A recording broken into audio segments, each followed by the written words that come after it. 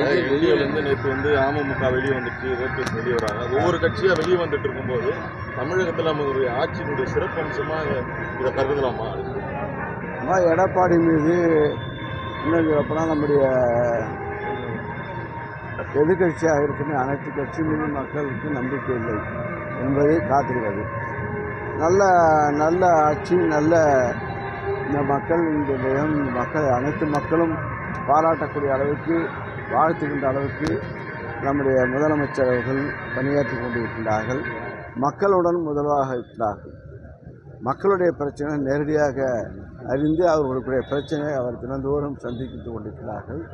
கடந்த ஆட்சியில் இருக்கும்போது எடப்பாடி எப்படி நடந்து கொண்டார், ஆனால் இவர் எப்படி நடந்து கொண்டார் என்பதை மக்கள் புரிந்து கொண்டு இப்போது மக்களுடைய அனைத்து தரப்பினரும் இங்கே ஆதரவளிக்கின்ற காட்சியை பார்த்து எதிர்கட்சி இப்போது எடப்பாடி அவருடைய பொய்யான பரப்புரை, பொய் என்பது மக்கள் புரிந்து கொண்டார்கள்.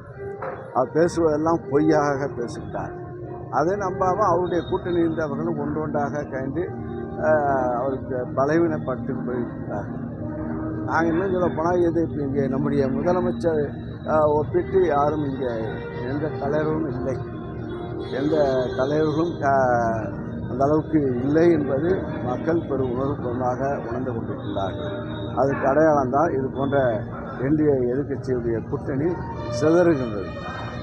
ஏன்னா இப்போ அவருக்கு நம்முடைய முதலமைச்சருக்கு நிகராக இந்த தமிழகத்தில் எந்த தலைவரும் இல்லை அந்த என்பதை உணர்த்துகிறது இந்த என்டிஏ கூட்டணி சிதறல். தொடர்ந்து அன்புமணி ராமதாஸ் ஒரு குற்றச்சாட்டு வைக்கிறாரு. திமுக தேர்தல் வாக்குறுதிகளை எதுவுமே நிறைவேற்றல, விடியல் பயணம் அப்படின்னு ஏதேதோ பயணம்லாம் மேற்கொண்டாங்க, ஆனால் எந்த விதமான வாக்குறுதியும் நிறைவேற்றணும் ஒரு குற்றச்சாட்டு வச்சிருக்காரு அன்புமணி. அதை எப்படி பாருங்க? அன்புமணி எதுக்காக அவர் நடக்கிறதுக்கு ஏதாச்சும் ஒரு காரணம் சொல்லல. அவரை இப்போ ஏதோ மீட்க போகிறன்னு சொல்லி ஒரு பயணத்தை கொண்டிருக்கிறார்கள். அங்கே மைக்கு அடைச்ச போதெல்லாம் அவர் பேசுகிறார்கள். ஏதாச்சும் ஒரு அள்ளி தெரிவிக்க வேண்டும். இப்போ எதிர்கட்சியெல்லாம் சொல்லுகிற போல நாங்கள் தேர்தல் அறிக்கையில் கூறியவை நிறைவேறியது மக்கள் கையில் பெறுகின்றார்கள். நம்முடைய முதலமைச்சருடைய தேர்தல் அறிக்கையில் கூறியவற்றை நெல் விலை உயர்த்துவோம் என்றால் இப்போ உயர்த்தி விவசாயிகளாம் பாராட்டக்கூடிய அளவுக்கு ஆகிறார்கள்.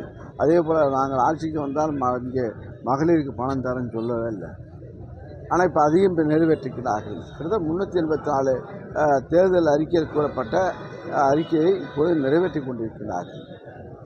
தமிழக முதல்வர் வெளிநாட்டு பயணம் இருக்காரு, விவசாயத்துறைக்கு ஏதாவது முன்னேற்றம் கொண்டு வரதுக்கான வாய்ப்பு இருக்காங்க? அது போகதான் தெரியும். அதான் தினந்தோறும் பார்க்குறாங்களா, இப்படி வேலை வாய்ப்பு பெறுகின்ற முயற்சியை அவர் ஆண்டுதோறும் உருவாக்கி கொண்டிருக்கிறார்கள். அது இப்போ திட்டமாக தொழிற்சாலையாக இப்போ திறந்து கொண்டிருக்கிறார்கள். பிளே ஸ்டோர் மற்றும் ஆப் ஸ்டோரில் இருந்து பாலிமர் செயலியை QR கோடு மூலம் பதிவிறக்கம் செய்யுங்கள். செய்திகளை உடனுக்குடன் பெறுங்கள்.